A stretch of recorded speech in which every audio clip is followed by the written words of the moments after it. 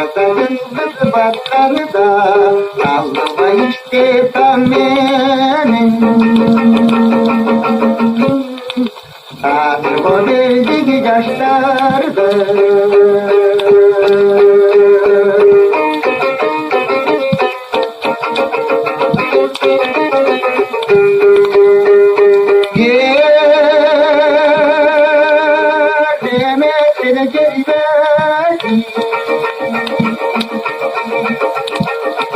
Gecikinde tüydüdüm aslanıda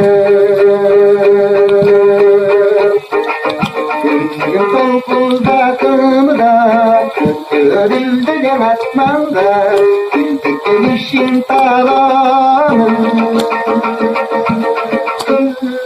Uvanık ol dedi yaşlarda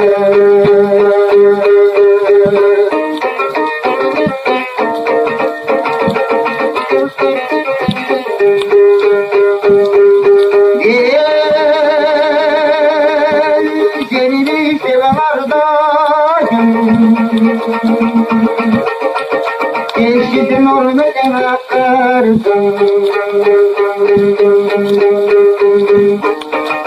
Gittim elini öptürdüm Girmedim oldum yaşlardım Bir tükür kulağına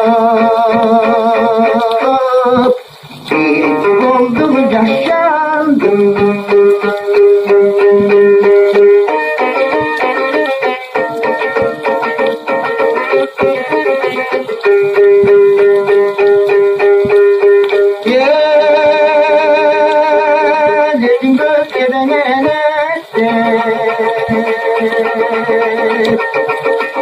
Perişan oyda